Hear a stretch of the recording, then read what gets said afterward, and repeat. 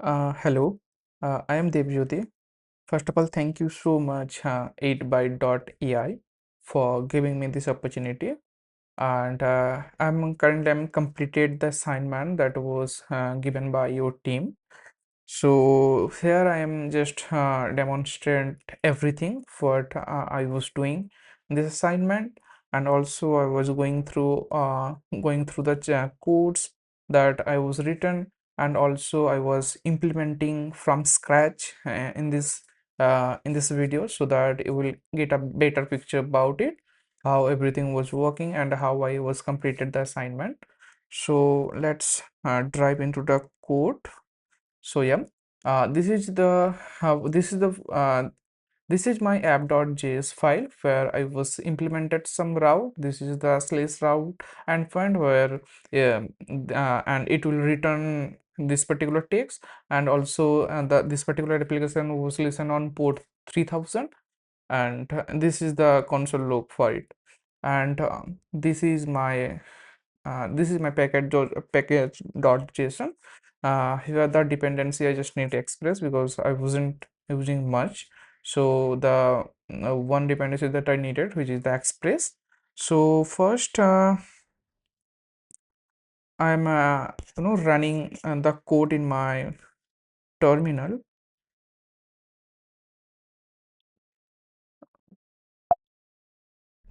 Uh,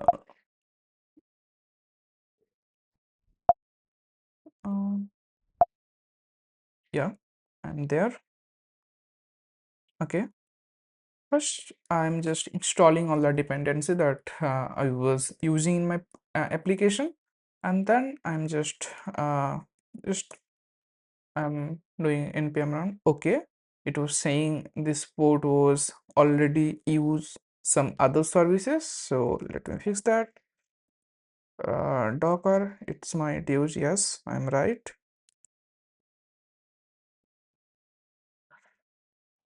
Mm, just I have to stop the container because it was running. That's why it's give me a error that this particular port was using some other services, so that's why it's broken. So if okay, so now you can see it was running.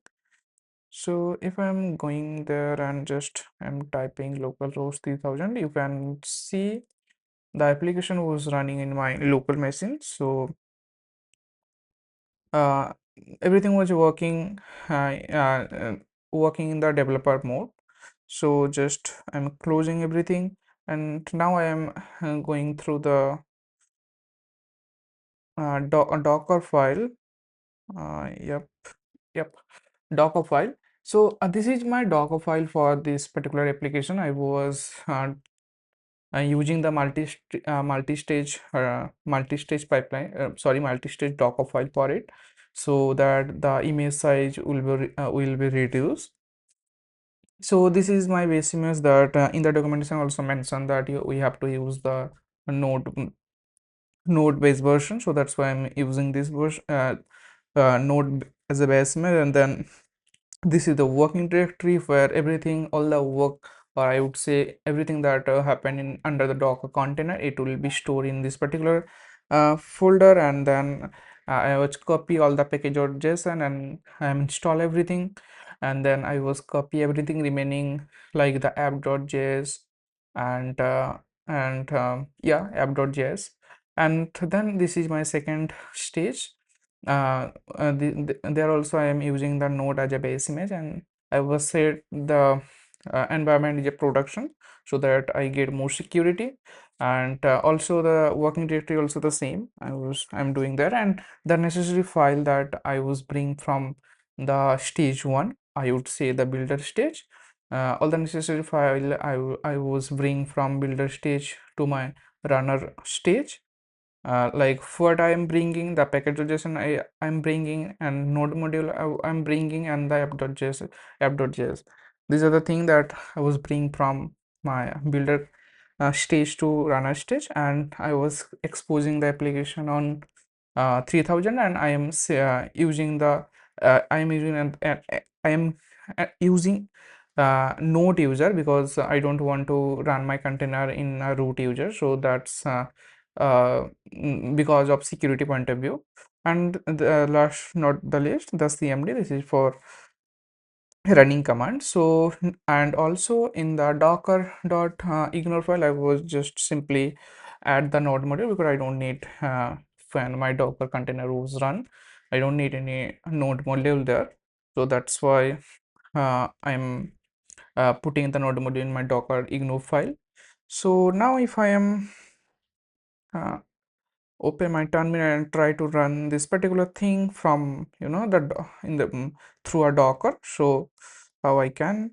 So first I have to build the docker image. This is the command for build the docker image. This is t for tag, this is the tag, and if I'm running this, it will let me yeah, so it will create the image for it. It will do first, because all the build was store, so that you can see it was bring from my cache. And so I am running the docker run, and the 3000, this is the source port, and this is the destination port, and also this is the image. So if I'm running there, it was saying the suppose running on port 3000. So if I'm going and, you know, again I am typing 3001, you can see it was it was showing me the by what it should usually what it should respond. It was coming there. And also if I'm uh, open my docker console, you can see this is the docker image that created recently, you can see 30 seconds ago. And if I'm clicking there, you can see it's coming. So yeah, so docker part was done. So I just stop, sorry, docker um yeah, docker ps. I just have to stop the container so that it will remove. It will take little bit of time, just we have to wait, yeah, it's done. And also I have to remove the images. Oh my god, there was a lot of images.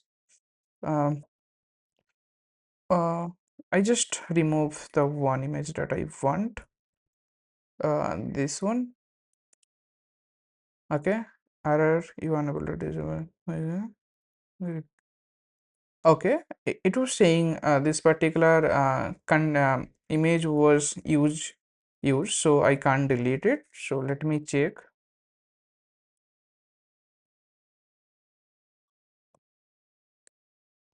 Okay,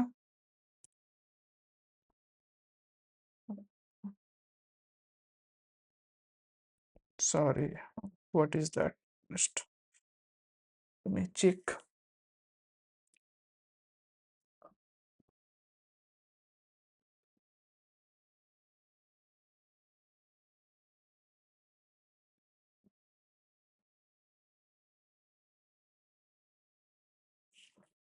Okay, it's not coming in my mind where the container that are using, so I was deleting from there.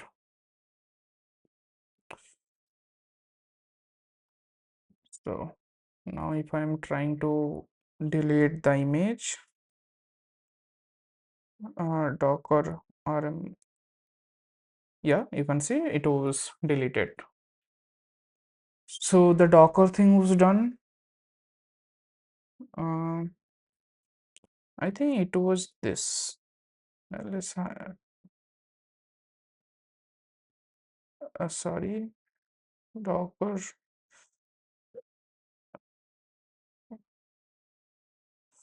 it's not coming in my mind right now. So yeah, so this was also done, the docker thing. So now I'm going to the Terraform part.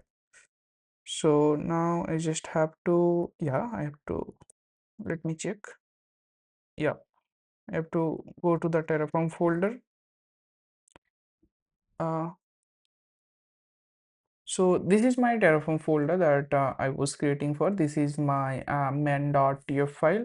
There I was creating a lot of resources like the VPC and the internet gateway and the route table and also the subnet that I'm creating and also the AWS route table uh, and the security group also was created.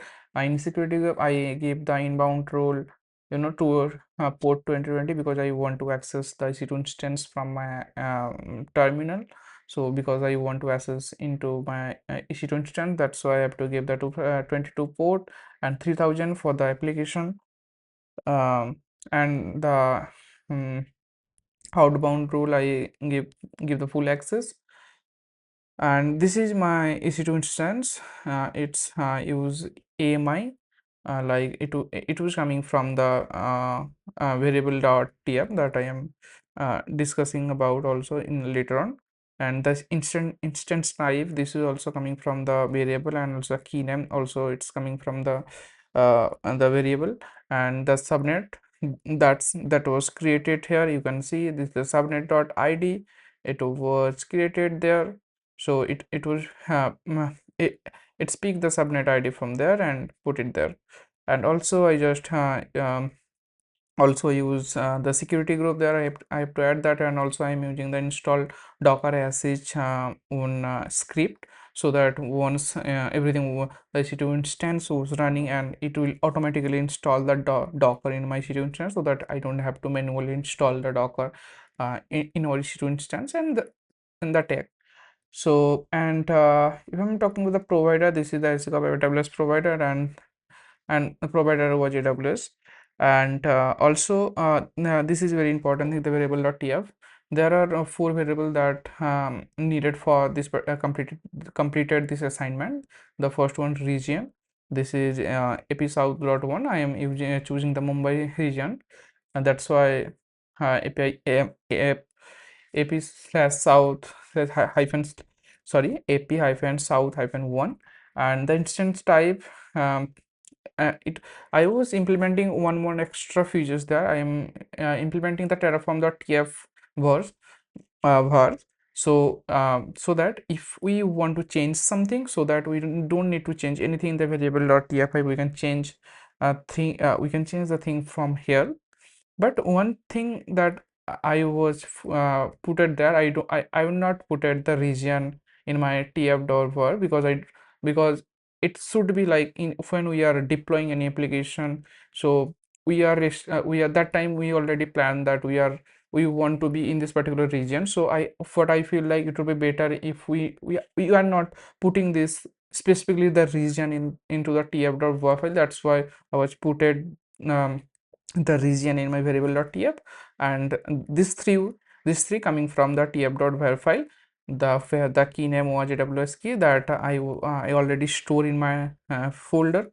And the instant type is T2 uh, micro, and the AMI ID that I am using the Ubuntu.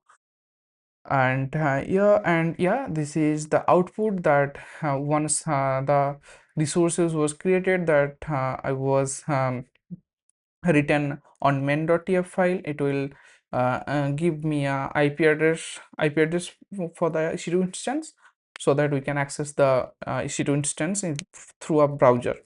So let's try to implement this thing through a terminal. So I'm in the Terraform folder. So before that we have to, because before that we have to we have to init the Terraform. This is very important. Sorry. Mm, we have to init first if we don't already initialize the Terraform in our repository. So this is the very first thing that we have to do. After that we have to you know have to plan, sorry,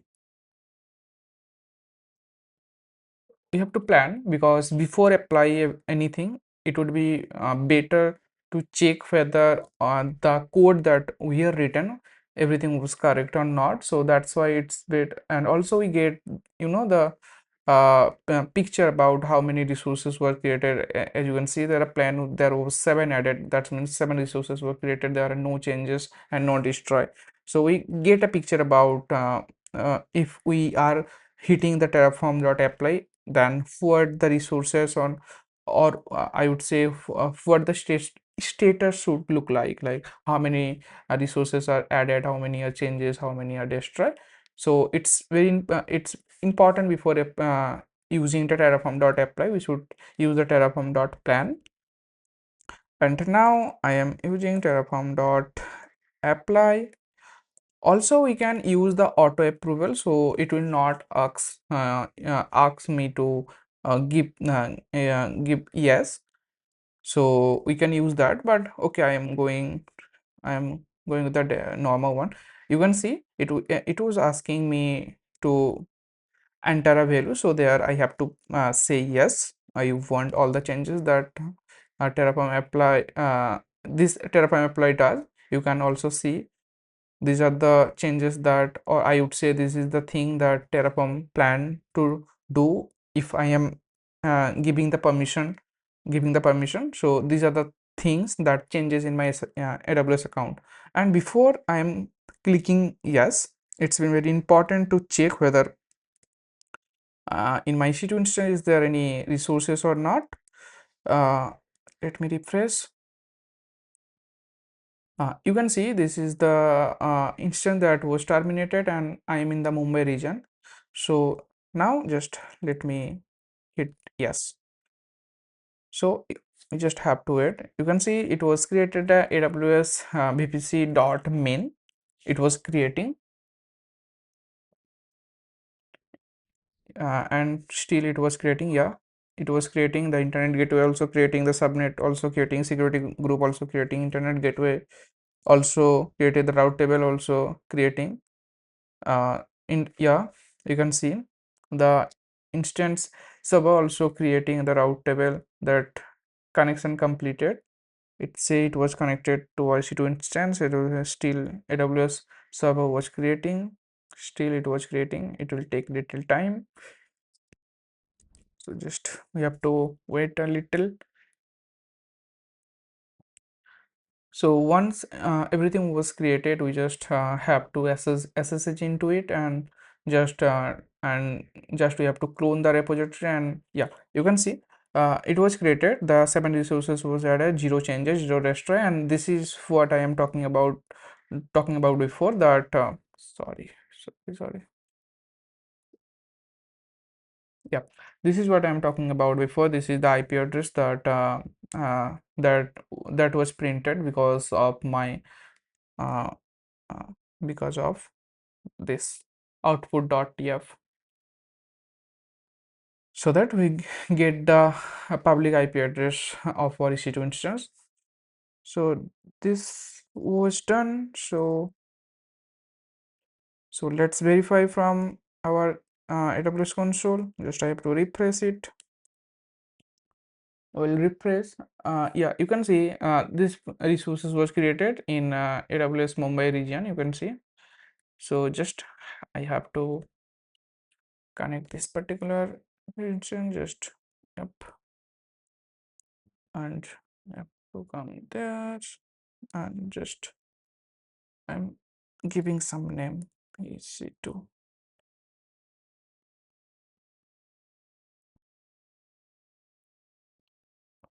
uh, EC2 server. I'm just for okay. My key was stored, I think, there. Yes, it was there. So I just have to enter and just have to say yes. So you can see I am in the EC2 instance. So let's verify whether Docker was installed or not. Yeah, you can see the Docker was installed, because in my main.tf I was using this particular script, install docker.sh. this is the file. It was just upgrade everything. Before that it was upgrade and install, and also after install everything, all the packages, then it will again update, and also then again you can see the CLI it was installed, and the also buildx plugin also install. And after that I just have to systemctl start docker. I have to start the docker and enable also, and just the very main important thing that we have to uh, use the we have to add a group into a docker, so that it will work in our EC2 instances.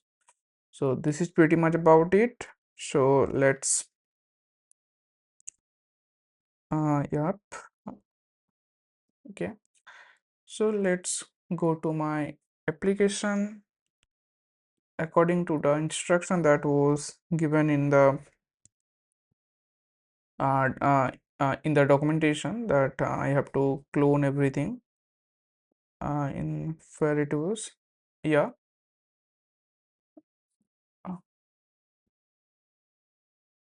yeah. So I just have to verify the Docker is running, copy and pull the application. Yes, copy and pull the application image, build a Docker image, and run the Docker container. Okay, so I just have to clone the repository that I already built it. So, so what I have to do now, I just have to go to the Docker file, so in the app folder, and I can see this is my Docker file. So just I have to use this command. Uh, yes, it will build the Docker image for me. You can see it will start building. It will take little time because it will not bring everything from the case, because this is the first time when it was created the image. So for that it will take a little time. Yeah, it's finished. So I just have to want to run this particular image. Okay, I was copy and just to paste it. Sorry, it's not copy. uh,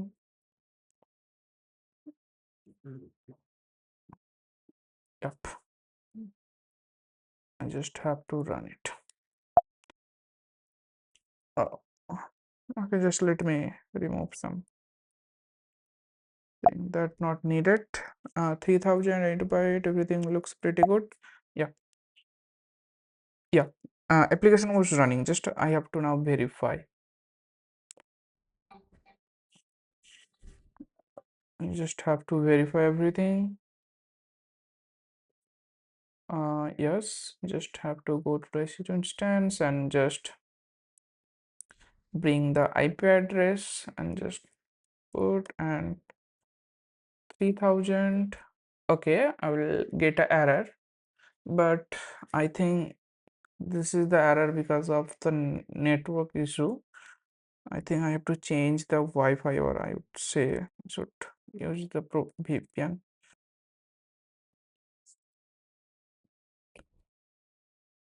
This is not something because of the security group, what I feel like.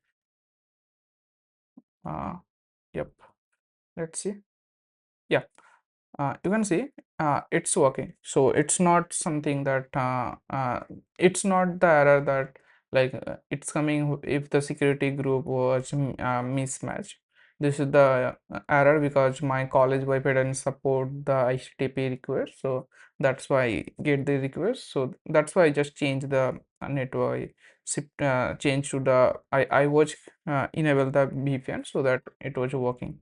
So it was working now perfectly. Okay, so the one more thing that was remaining, that the CSD workflow. So okay, so let's run one thing. That let me go to my terminal. So I just uh, okay, so I just have to go there and ls. Yep. So I am just changing something in my Docker file. I am adding one more space there, not there, at the end of it. I'm okay. I'm adding these changes.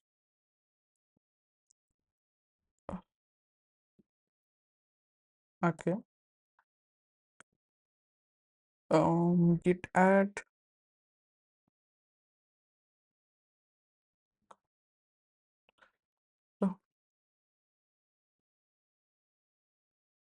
Oh, uh, git push. So I was pushing one change that I was made a change on the readme file. So let's go and the refresh the page. Sorry. Uh, so yeah, the build was started.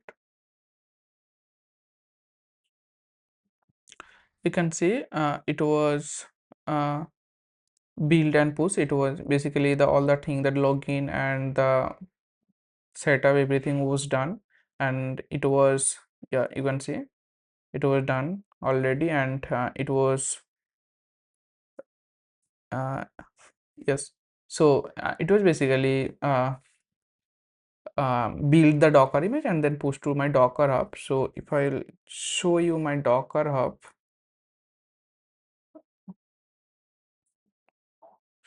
so will this one, you can see the 1 minute ago it was coming in my Docker hub. So the CI/CD also worked pretty well as per the instruction. And one more thing,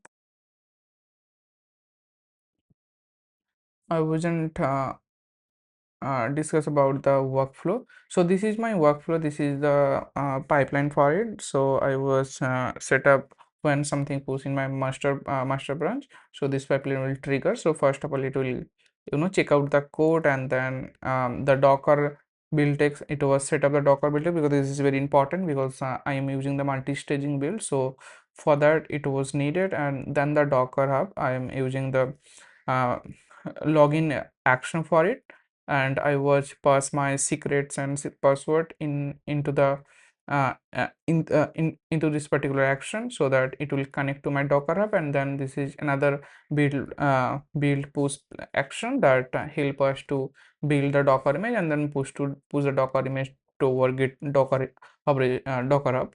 And one more thing, the where I was store everything, all the credential that needed. So action. So these are my two things that I will store, so that it can push all the changes to my Docker hub. So this is pretty much about it, how application was working.